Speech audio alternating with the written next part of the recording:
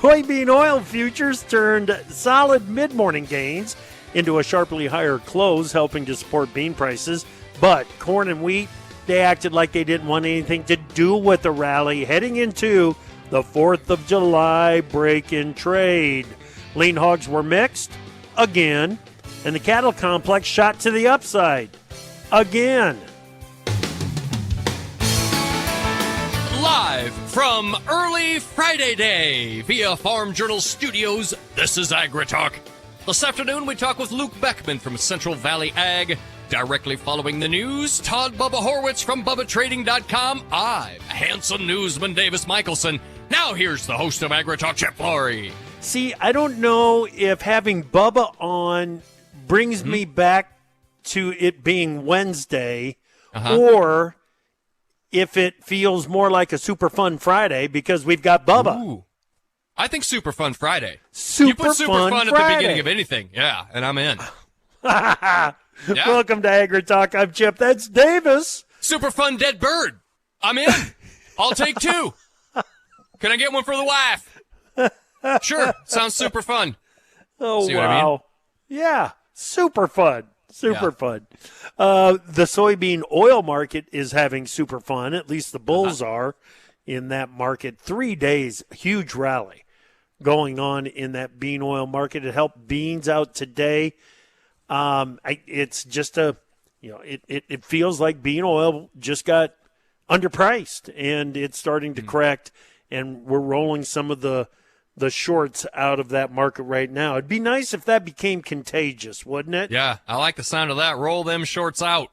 Exactly. We'll talk to Luke about that coming up here in just a little bit. Luke Beckman over in Elgin, Nebraska at Central Valley Ag is where Luke is at, and we're going to get a crop update from him. We're going to talk about some things that are going on in the cash market over there in the Western Corn Belt and get his take on what the risk management side of things. What should growers be thinking about as we get past the 4th of July and looking for some marketing opportunities? All right, sounds good. Let's get to the news. What do you got? Sure thing, Will Chip. December soft red winter wheat futures opened fractionally higher and tried to rally, but stopped just short of a full test of resistance at yesterday's high. Prices then fell back, with the final tick hitting a new low for the day, just under the pivotal $6 level. Generally favorable conditions for the spring wheat crop and solid progress on the winter wheat harvest continue to cap rally potential. Traders are also watching the wheat crop in Russia, where hot and dry conditions are expected in the week ahead. December HRW wheat futures 7 3/4 cents lower at 6.01. December SRW wheat off 6 3/4 to 5.98. At last report here, September spring wheat down 9 3/4 at 6.21 1/4, but still hasn't closed there on the September contract. Right. Yeah, that September contract is the only one that hasn't settled. Everything else looks like it's settled in that spring wheat market, but waiting for word on the September 6.21 1/4. $6. Here we are. The winter wheat markets are at that $6 level in the Dees contracts. It's going to be hard to break them away. Well, Chip, corn tried to trade higher early in the session, but any move to the upside was met with renewed selling interest as professional trading funds defend a big short position. December corn futures traded on both sides of 420 for a 4th consecutive session as traders search for a better understanding of this year's crop potential. Ethanol production in the weekend of June 28 averaged 1.064 million barrels per day. That's up 21,000 barrels per day from the previous week. Ethanol stocks in the week increased 171,000 barrels to 23.594 million barrels. September corn futures today 2.5 cents lower, 4.05.5. December corn down 1 3/4 cents to 4.19 1/2. March corn futures closed at 4.33.5, down 1 1/2 cents. September corn 4.05.5. Chip. Yeah. Well, Dees corn at 4.20. It's tied to 4.20 right now, and I just don't see it changing until traders know more about the crop. Well, Chip, August soybean oil closed higher for a 6th consecutive session, with futures up nearly a nickel over the past 3 sessions. August bean oil posted the highest close since April 5 and provided solid support for today's bean trade. Adding support to bean prices was USDA's export sales announcement of 110,000 metric tons of beans to unknown destinations. The sale was evenly split between the old and new crop marketing years. November bean futures posted a low-range open and a high-range close after testing resistance at 11.25. August beans on the day 7.5 cents higher, 11.57 3/4. September beans up 6 3/4 cents to 11.17 1/2. November beans closed at 11.21 1/2. That's up 8 1/2 cents today, Chip. Man, I tell you what, a nickel in 3 days in bean oil is an eye-popping rally. There's no question about it. The question that remains is, will they continue to exit those short positions when we start trade back up on Friday? Well, despite deteriorating cotton crop conditions, a lack of dependable export demand kept the market under pressure. December cotton today was 34 points lower at 72.36. On your livestocks, this week's rally in beef prices has raised expectations for higher cash cattle trade at the end of the week. Reports of higher cash feeder cattle trade also helped to support the cattle complex. Most live and feeder cattle contracts saw a low range open and a high range close. August live cattle today were 82.5 higher at 185.92.5.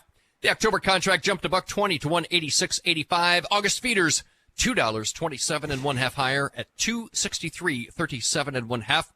And on the snout side, front month lean hog futures are clinging to the $90 level. July hogs today 52.5 higher at 89.75. October hogs a dime lower, 74.17 1/2. Chip Flory. All right. Thank you very much, Davis. Let's bring in Todd Horwitz, BubbaTrading.com. Bubba, how you doing, buddy? What's up, fellas? I'll tell you what, this is as bad as it gets, and I can't figure out why there's such a disconnect from the farming and producing side to the retail side. Well, it is getting very frustrating for a lot of farmers out there that are sitting in areas where maybe the crop isn't as good as what the price action is reflecting. I mean, they're frustrated as heck, Bubba. If you're in Minneapolis, South Dakota, North Dakota, those guys are getting murdered at the cost to put this in. I mean, they'll never be able to produce enough. Listen, I think it's the same story right now. The bears are in control. I still think they're going higher, but I guess I'm just a farmer at heart that always thinks they're going higher.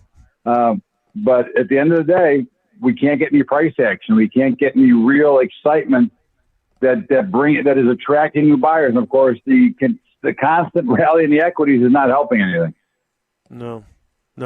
You know, this corn trade, every time the market tries to rally, the funds are there to beat it down, and it trades to the downside a whole lot easier than what it does to the upside right now because it can't hold a rally. It just it's something to see. Every rally is beaten down, and the scary thing is I've said before, and China is known to have bought a lot more farmland in this country, and the more they get, the more control they get over what's going on, and I do believe that they are one of the sellers that are keeping prices down. Excuse me, trying to force farmers to sell their land. And, of course, we know that is not a good situation. It shouldn't be allowed. They already own the largest pork producer in Smithfield. So. Yeah. Okay. All right. Good stuff, Bubba. Thanks, man. We'll talk to you later. Happy Independence Day. Happy 4th of July, everybody. I will, baby. All right. Todd Horwitz, BubbaTrading.com. Coming up next, we're going to have a conversation with Luke Beckman from Central Valley Ag next here on AgriTalk.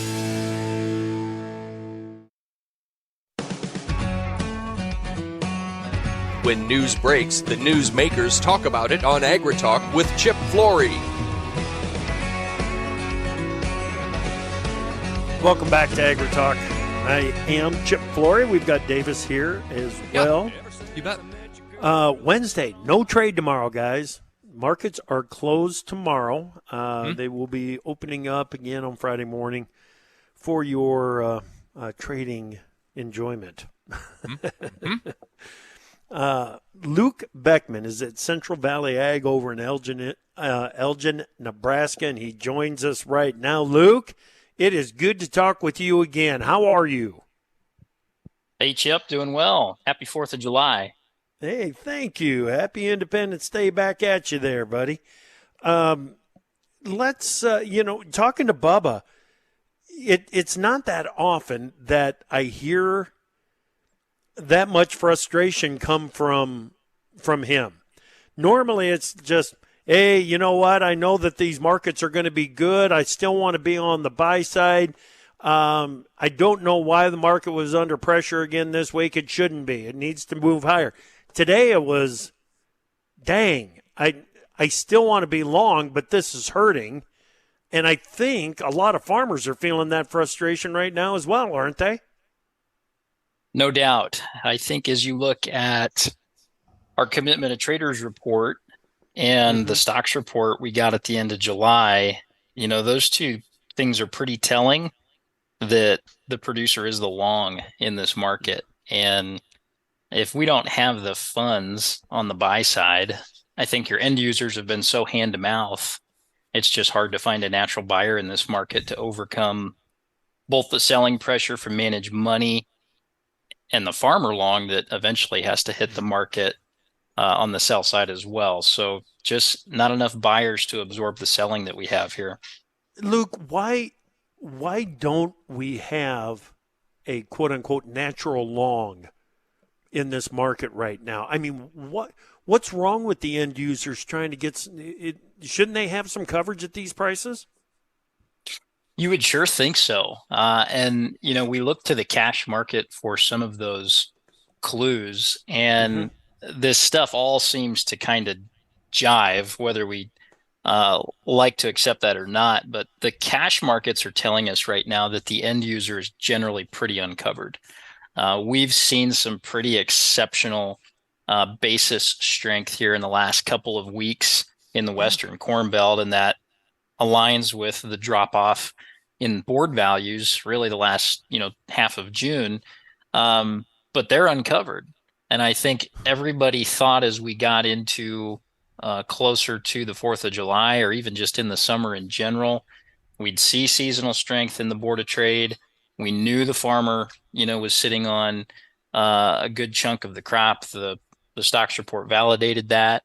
And we all thought that this corn was just naturally going to move into the pipeline. So I think the natural long, that being the consumptive users, just kind of felt like this market was going to come to them. Board values have dropped. That's been great for them if they're uncovered. But the cash market is, a premium to futures in a pretty significant way out west. And it's just a result of the farmer holding on to the crop, and we just haven't had the rallies that we all thought we were going to get in seasonal fashion to just get that corn moving from producer, into the supply chain. Yeah. So in other words, in some cases, putting the crop in the bin and holding it is working. It's generating that basis bump that they're looking for. Now, it's not helping on the futures price. That's obvious. But it is, quote unquote, working.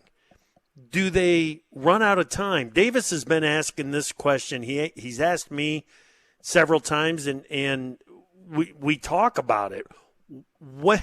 When does that corn have to move out of farmers' hands? Yeah, it's like you've been listening in on some conference calls that we've been having here for months, Chip. That's always the big question, is trying to gauge farmer movement. And you just as well open up a spec account and trade futures, because that's really what you're trying to guess. I have been surprised at the ability of the producer to keep grain off the market. Felt like we were in another high cost production year this year. And ultimately, those input costs were just going to require that we move some grain. Now, they've moved enough. The producers certainly methodically been moving grain. It's kind of leaked into the marketplace. But I have been surprised at their ability to keep grain off the market. I just think we came out of 3 really good years of returns, and the financial condition is robust enough that they've been able to do that. So I think that's the big part of it. I think now we're just going to have a conversation about the calendar more than anything. I think for the most part, if there's a good crop coming, which as we sit here today, it looks good, Joe Farmer's going to want to move grain off the farm, and eventually it moves, we think. It's just a question of, does it happen in a wave, or do we just kind of see it continue to trickle into the pipeline, and maybe see one flush once we get into August, right before we prep for harvest. Right. Okay. In the note that you sent, I thought it was interesting that you made a special note that, yeah, the managed money holding this record net short position is kind of amazing at this point in the growing season, but just as head-scratching is the commercial net long in corn. What is happening there? Yeah, that's pretty rare. I mean, go back and you look at the data. Now, it happened in February. We did it there as well. And if you remember, that's when we had seen the lows, up until recently. Same things, though. The same things were coming together. But for our listeners, that commercial net long, that's your producers, that's your elevators. Those are your bona fide hedgers. That's that classification of traders in Chicago. And so when they buy cash grain from the farmer, or if Joe Farmer hedges corn on their own, that short shows up under that category. And so if the producer is hedged, or if the producer is making sales and the end users or the grain handlers own grain or own the position, you'll see it manifested in those reports as a net short.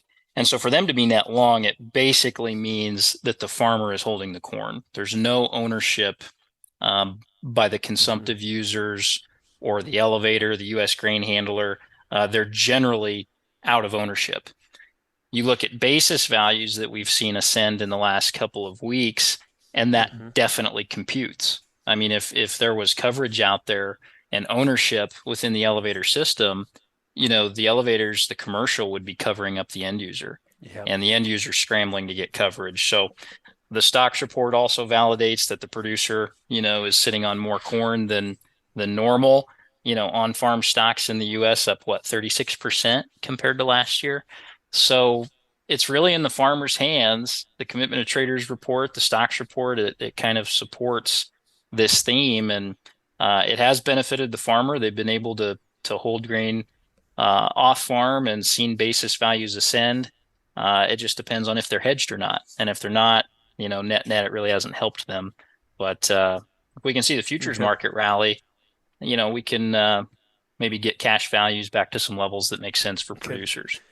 All right, so we've been trying to figure this part out, and I'm sure that you've talked about it on your conference calls. What triggers the funds to get out of the short position? I don't need them to get long, Luke. I would just like to see them get out of the short positions.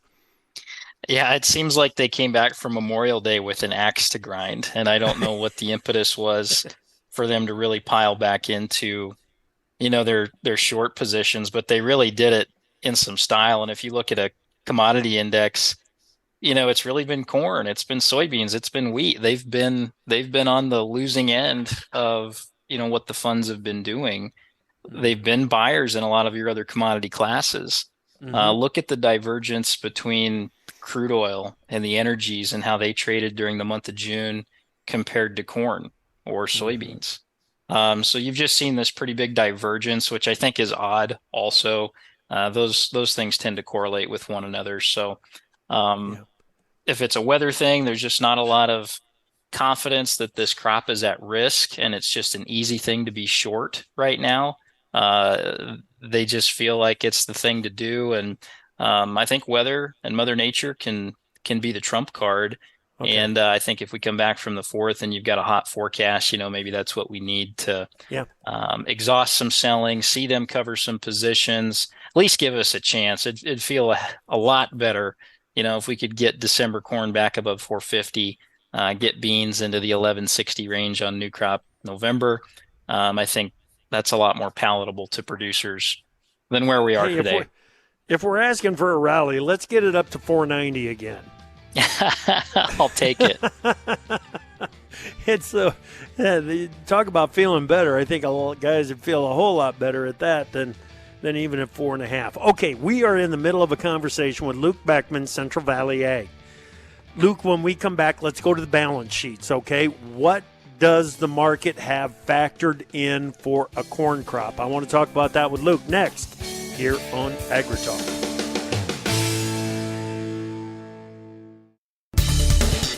Let's go to the markets page at profarmer.com and check today's closes, where December hard red winter wheat futures were 7 3/4 cents lower at 601. December soft red wheat dropped 6 3/4 cents to 598. September corn futures were 2 1/2 cents lower at 405 1/2. December corn down 1 3/4 cents to 419 1/2. August soybean futures 7 1/2 cents higher, 1157 3/4. November beans closed at 1121 1/2. That's up 8 1/2 cents. December cotton today 34 points lower, 72.36. On your livestocks, August fat cattle 82 1/2 higher on the day to 185.92 1/2. August feeder futures $2.27 1/2 higher at 263.37 1/2. And July lean hog futures today 52 1/2 higher at 89.75. Get more, visit tryprofarmer.com.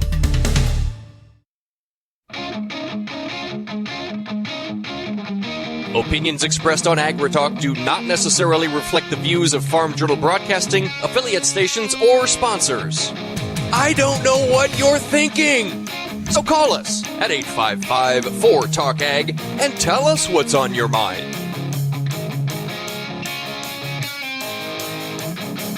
Welcome back. We are in the middle of a conversation with Luke Beckman from Central Valley Ag over in Nebraska. Luke, how are things looking over your way? We're in pretty good shape over here, Chip. I mean, we've had a way different year than the last two. Nebraska, Western Corn Belt, tougher production, obviously, the last few years. So you can look at those, climate reporting districts and look at rainfall going back to 18, whatever. Definitely on the wetter side for Nebraska to start the year. So overall crops look really good. We've got our scars in some of these fields in some low-lying areas that have had too much water. But for the most part, this crop's in good shape, and we're definitely on pace for a trend crop as we sit here today. Okay. So what does 420 corn, Deese corn, what does that represent on the supply side of the balance sheet, Luke? Well, when we look at projections based on what we got for acres last week and run everything through the table, this crop's at a 16% stocks to use ratio. And really, if you plot the regression on that, 420's probably still overpriced. I hate to say that. But it really puts us in that time period that we were in a decade ago. 2014 to 2020, we spent a lot of time in the mid to upper threes, and you're at those same types of stocks to use ratios or carryout levels. Now, prices don't operate in a vacuum. There's different variables and things happening today compared to 10 years ago. But from a purely fair market price standpoint, 420 corn is not underpriced relative to, a 2.4 billion bushel carryout on new crop corn with a 16% stocks to use ratio. Okay. What changes? What kind of changes would it take on the supply side of the balance sheet to make a difference to the market? Well, we need to impact yield in some form or fashion before we get to harvest. That's the big thing. The acreage thing, if it changes, it'll be a slow evolution over time as we go through, different iterations of the USDA updates. So that's not going to happen in July. We're not going to see that happen in August. So yield's the quickest way for us to impact that. Wet years, I think, are difficult when it comes to production. We've seen that in some other wet years where those types of production issues come out later. Maybe it's a stocks report when we get into the 24-25 balance sheet. You get into the Deese 1 stocks, the March, the June, the SEP. Those types of things can reveal issues from the harvest before, and I think we may get some of that. We've been really mild here in Nebraska, and I don't know if it's been that way across the U.S., but I'm sitting here in irrigated corn country, and warm, hot summers are okay. That makes a good corn crop. It makes for good grain quality. So when we get to grain fill, I think it's going to be critical that we do get some sunshine and some heat just to make sure that we're going to maintain a good grain sample, and that we don't have light test weight and those types of issues that can come from just being cool and wet. Right. Okay. All right. Anything else on corn that we need to discuss here, Luke? What's your attitude if we would get that move to 450 in Dees corn? What do you want farmers thinking about if that would happen? I want them to take the sell pad out of the top drawer of their desk, and I want them to hit it. I want them to sell corn. That's what I want them to do. Okay. I think, if we step back and we go to 30,000 feet and we look at the market, I feel we're in a supply building phase. That's where we're at in this cycle. We need to go build demand back up, until you run into a production hiccup somewhere. I just think that's where we're at. We came out of, several years of good returns, and everybody has the financial wherewithal to continue to throw money at this thing, quite frankly, because they can. And until you bleed some of that money out of the system, people are going to continue to try to raise the crops and do a good job with it. So we're in that phase where we're building carryouts. It's getting bigger. So I just think we're in a margin environment that's going to be tight as we go forward. And that can be managed. You can be successful. I just think you're going to have to be proactive. For a couple years there, it paid to do nothing. These are the types of years where it's going to pay to be proactive. Okay. So if we can get Dees corn to 450, 460, or the Chip Flory 490 sell signal, then, we need to take advantage of that and put yourself in a good position for new crop. The other thing we need to understand about this market that we're getting into, we should see good carries in the board.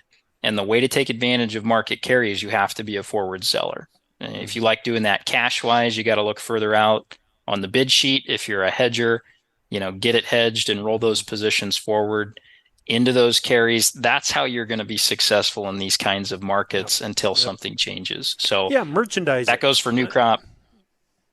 Go ahead. Yeah, I was just going to say, you got to be a merchandiser in these kinds of markets. You can't just be a seller. You got to work at it. And I think you're exactly right. Is soybeans in the same kind of phase, just generally speaking, Luke? In some ways it is. Beans are different just in general because it's, so much of it just depends on what happens in South America. Mm-hmm. They're gaining export share, global export share as we go forward. China's kind of plateaued on their import demand. We're trying to grow our domestic processing demand. That's a positive, of course. Bean balance sheet can change quicker than corn, it feels like to me, for those reasons. If we can shave a couple bushels off the national yield on the bean balance sheet, that's material, and I think, gives beans a chance. But demand as we go forward is going to require that Brazil and Argentina have some hiccups, from time to time. We've just put two pretty good crop years together back to back for Brazil and Argentina.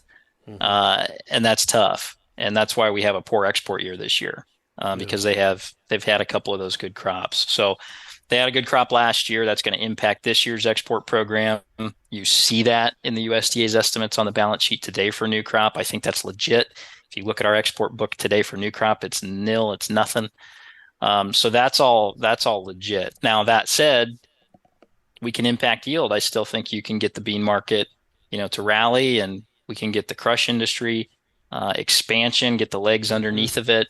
You maybe get some changes with what we're seeing with used cooking oil imports into the West Coast. That's really hurt this renewable diesel story. It's taken some of the fun out of it, quite frankly, just because those types of products fit better with the carbon story than soybean oil does, quite frankly. Right. So we need a little bit of help in a few areas, I think, for the bean market. If I'm looking out 12 months and what the chances are there. And you also can't have corn at $4 or below and think that we're going to have $12 and $13 beans either. Right. Right. This renewable diesel, I don't mean to I don't mean to say that it's not going to continue to develop, but it's taking a bit longer for the renewable diesel story to happen, isn't it? It is, and it's a story that was really policy driven. I think we all know that. By itself, economically, it doesn't make a ton of sense, just in terms of what it costs, and probably not too different from ethanol in the early days. And now it's a viable industry, and a really good source of cheap octane. So I think we'll get there with renewable diesel, but it's having to be propped up to get it going. We'll see how this goes over the course of the next 24 months, because big crush margins also incentivize a lot of this expansion. And, the used cooking oil thing's going on, and it's kind of taken some of the shine off of being able to market that soybean oil downstream. So we're going to compress crush margins. That should be an expectation as we add capacity. So how's that going to change things? Will we see some older plants idle just because of competitive pressures with newer, more efficient plants coming online? You'd sure think so over time. So there's just a lot of things I think the industry is going to learn as we go forward with where everything fits. How are we going to get rid of all this soybean meal that we're going to have? We're going to have to clear that. It's going to have to be exported. So I think you'll see Argentina, Brazil, they'll continue to be the global leaders in exporting whole beans. The U.S. maybe takes that away from Argentina and starts to be the world leader in soybean meal exports. You might see some of those things kind of play musical chairs and change hands a little bit. Hey, why don't we just go ahead and feed that meal and export the meat? That's the way to do it. Value-added production, right? It is. Absolutely. I made a joke about that chip at a farmer meeting, and I asked for a show of hands how many producers were getting back into hogs. Yeah. And the guy in the front row fell out of his chair, so I don't know if that's going to happen or not. Well, there's not a lot of incentive to jump into those hogs. Now, cattle might be a different story, but boy, oh boy, the hog market, they need to do something to bring some incentive on the production side back to it. There's no question. No question. Luke, these conversations with you, I don't know why I wait so long to get you back on. We need to do it more often. Thank you. Happy to do it. Happy 4th, everyone. Excellent. Excellent. Thank you, Luke. That is Luke Beckman, Central Valley Ag over in Elgin, Nebraska. All right. Davis and I are going to come right back, and we're going to wrap up this super fun Friday. Just joking.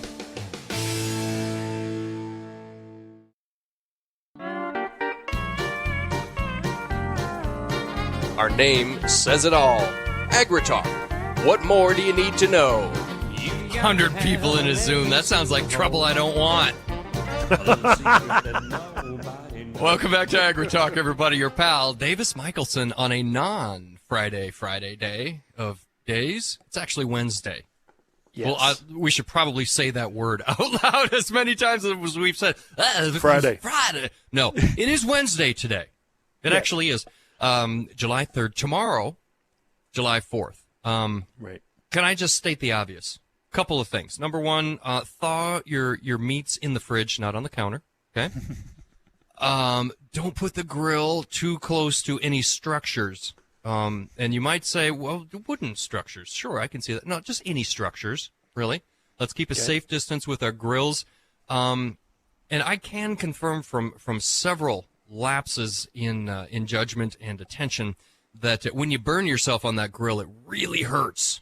So watch out for the kiddos with the little hands. You know, they want to help. God bless them. Yep. Just safety first, everybody. I'm going to leave mine at that for July 4th. Outstanding. Yeah. I'm hoping to. Good counsel. Good counsel. Yeah. Let's, and then let's all reconvene on Friday, and talk about if we can sit with a smug sense of self-satisfaction that we've made it without horribly hurting ourselves or those we love. I don't know what to make of Bubba's comments, because he's usually, I'm a buyer. I'm still a buyer here.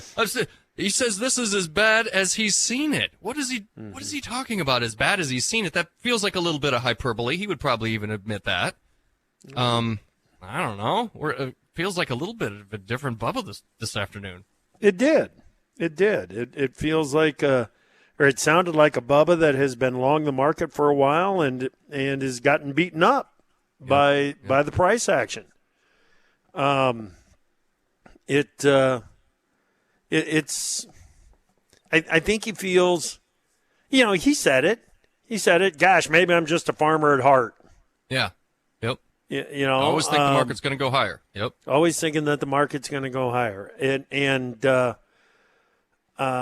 there are, you see, if the seasonals, and I almost said if the market was performing rationally, of course the market is performing rationally. Market performance is what it is. Mm-hmm. But if we would have seen some normal seasonals play out in this grain market, the funds, the managed money, would not be as heavily short as they are right now. It just wouldn't have happened. And what Luke said about the stocks-to-use ratio being up there around 16% might justify prices even being below 420 in the Deese contract. Mm-hmm. Listen, he's absolutely right. I cannot argue that. But a 16% stocks-to-use ratio is not in the bin. That has got a 181 bushel per acre national average corn yield on it. That has got a harvested acreage percentage that looks pretty normal when it probably won't be. It's got a lot of assumptions on the supply side of the balance sheet that I think are going to take some adjustment as time goes on. So, is that the reason that the market is trading above the 420? Or I'm sorry, trading at 420, which might be above the price indicated by a 16% stocks-to-use ratio? Is that the weather premium? What if there is a weather premium in this market? Then we're not done. We're not done going down. You had a really interesting comment that I would love for you to elucidate for us. You can't just be a seller. Yeah. In conditions like these, you need to be a merchandiser. Can we spend just a moment on defining what you meant by that? Merchandiser? What's the difference? Yeah. Well, merchandiser. A merchandiser is like Luke said, is always looking at the structure of the market, looking for carry in the market, looking for ways that they can turn the value that they can sell the crop for more than what they bought it for. Okay. That's what the merchandisers are always looking to do, and if that means selling it forward into a carry market, that's what they will do. And growers need to look at doing the same thing. Can't just call up the elevator and say, what's today's bid? You got to get today's bid for 30 days out, 60 days out, 90 days out. Get those bids and figure out which is the best marketing opportunity for you based on your storage and your cash flow needs and so on. And take a look, do your basis analysis too. That's part of it. You got to do your basis analysis and figure out if you're dealing with a better than average, an average, or a below average basis, and pick your marketing tools based on that. Yeah, I'm working hard to try and get some ideas out, and I have none. Spoiler alert: I have none ideas on how to help farmers, producers who are struggling through this, because this keeps coming up, and I think it's becoming more poignant as we go along in time. But this is not going to be the same type of year as the last few years, where it just sort of felt like the market came to us. Right. When you talk about that merchandising, I feel like that means we need to go out to the market rather than waiting for it to come to us. Got to be active. Got to be active. No doubt about that. Yep. All right, National Weather Service 6-10-day outlook, July 9th through the 13th. Below normal temperatures expected in southern Minnesota, southeast South Dakota, eastern Nebraska, Kansas, Oklahoma, Texas, Arkansas, Missouri, Iowa, and western Illinois. Near normal temperatures expected in most of the rest of the Corn Belt. You get into above normal temperatures further west and further east. On the precip, we are looking at below normal precipitation making its way in from the northwest. All of the Dakotas, most of Nebraska, northwest Iowa, all of Minnesota, and a little bit of western Wisconsin is in on that below normal precipitation. In the 8 to 14 day, the heat comes in. This is for July 11th through the 17th. The heat is expected to come in. Come back tomorrow morning. We're talking bugs.